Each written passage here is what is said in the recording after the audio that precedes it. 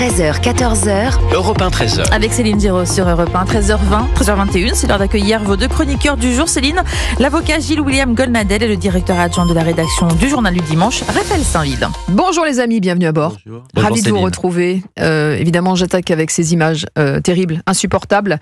Après un match du Maccabi Tel Aviv contre l'Ajax, des supporters de foot israéliens ont été agressés dans les rues d'Amsterdam. Selon le dernier bilan, 5 personnes sont hospitalisées, 62 personnes ont été interpellées. Écoutez la réaction du président du CRIF, Yonatan Arfi. Il était l'invité ce matin de Pascal Praud. C'est la première fois qu'on a ces images de gens pourchassés par dizaines, par centaines sans doute, jusque dans les couloirs de leurs hôtels, qu'on a forcé à dire Free Palestine ou qu'on a forcé à dire je ne suis pas juif. Parce que ce qui s'est joué hier soir, c'est pas un sujet de violence de football. C'est pas même un sujet de violence contre Israël. C'est bien l'antisémitisme crasse, sordide, qui s'est exprimé avec violence. Et il faut que l'Europe comprenne que c'est un défi à lancer à toutes nos sociétés européennes. Soit on est capable de contenir ce qui s'est passé hier, soit ça nous débordera tous. Gilles-William Goldnadel, est-ce qu'on assiste à un nouveau pogrom antisémite ? Écoutez, j'aurais un problème de vocabulaire si je ne parlais pas de pogrom dans la ville où a vécu Anne Frank. La réalité, elle est là. Monsieur Arfi a bien dit les choses en ce qui concerne les Juifs que l'on pourchasse, on leur ordonne de dire d'hurler Free Palestine. Or, Free Palestine, c'est, je vous signale, le slogan qui est inscrit par les gens du Paris Saint-Germain, avec en plus un guerrier, un guerrier palestinien, sans doute du Hamas. C'est un parti antisémite qui, en France, a bourré la tête, a farci la tête de jeunes d'origine immigrée. Et dans un pays, vous avez raison de le rappeler, où la communauté juive a quasiment disparu pendant la Deuxième Guerre mondiale. Ah non, mais c'est vraiment de très tristes mémoires. Mais je veux dire ici et fortement que ce qui s'est passé à Amsterdam peut évidemment se passer demain à Paris. Il n'y a pas un déficit particulier d'antisémites d'origine immigrée en France. La réalité, elle est là. Raphaël Steinville, la presse israélienne parle d'un commando prémédité. Était-ce prémédité selon vous ? Ça, moi, je peux pas l'affirmer, je peux pas le documenter. En revanche, ce que l'on peut dire, c'est que tous les éléments qui ont amené à ce pogrom, à cette chasse aux Juifs, était déjà en germe depuis plusieurs années à Amsterdam et dans d'autres villes finalement européennes. Ça a été dit par Gilles William.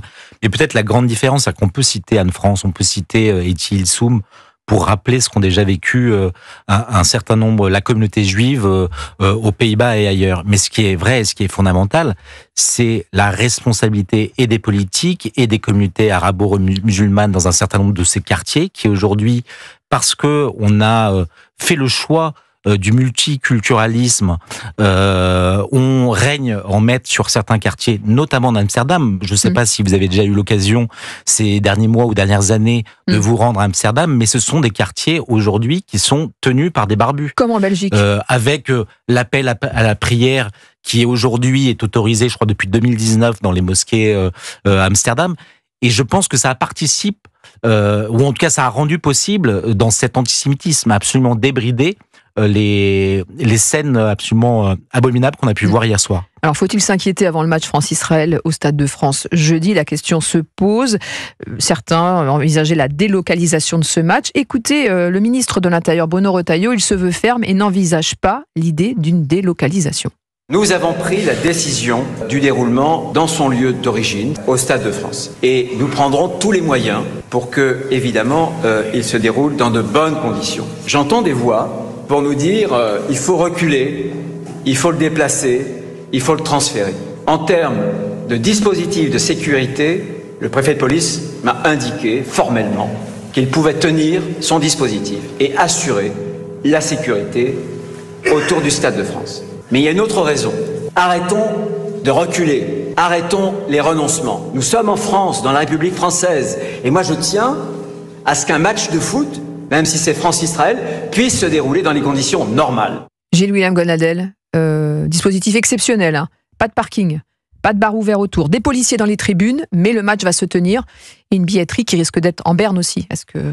Bien sûr, mais je crois que j'apprécie la fermeté, l'intransigeance, le volontarisme de M. Retailleau, qui a d'ailleurs dénoncé aussi le pogrom d'Amsterdam. Permettez-moi de penser qu'il est, et aussi son désir de lutter contre l'immigration invasive, parce que les deux problèmes sont insécables, hein. Si on ne veut pas voir ça, on est condamné à ne rien voir. Je préfère cette intransigeance-là à certaines personnes qui refusent de marcher contre l'antisémitisme. Il y a même des élus, Raphaël Steinville comme Julien Audoul du Rassemblement National, qui ont proposé que le match se joue en Corse. Ce match France-Israël. Oui, mais enfin, toutes ces questions et ces craintes qu'on peut avoir lorsque ce genre de match d'affiche arrive, on peut les comprendre. Mais afficher cette fermeté, cette ferme volonté de maintenir ce match dans les conditions dans lesquelles ils étaient prévus, ça me semble salutaire aussi. C'est-à-dire qu'on a vu dans d'autres pays que ce genre de rencontres sportives n'était même plus possible et que les autorités préféraient les délocaliser chez des pays voisins. Ça montre à quel point certains ont déjà complètement renoncé ou parce que le degré d'insécurité qui règne chez eux ne permet même plus d'assurer ce genre de match. Heureusement, en France, probablement parce que les responsables politiques et Bruno Retailleau en tête manifestent une énergie et une volonté farouche à lutter contre ce genre de phénomène, que c'est encore possible. Une dernière question en 30 secondes, Gilles-William Goldnadel. Est-ce que, selon vous, il y a une responsabilité de la gauche ou de l'extrême gauche dans cette antisémitisme ? Il n'y a aucun doute. Pourquoi je suis en colère ce matin, c'est que, alors qu'on ne peut rien reprocher justement à la droite de M. Retailleau, à Marine Le Pen qui a aussi fait un message contre ce qui s'est passé à Amsterdam. Vous savez, une extrême gauche qui se caractérise par exemple par ce fichier S, ce député fichier S, membre de la jeune garde, M. Arnaud, qui trouve le moyen de s'en prendre à la responsabilité des Israéliens à Amsterdam. Et vous avez une gauche, quand même, qui a flirté. Quand j'entendais M. Glucksmann à Europe 1 donner des leçons de maintien, il a accepté de faire une alliance avec le parti antisémite. La réalité, elle est là.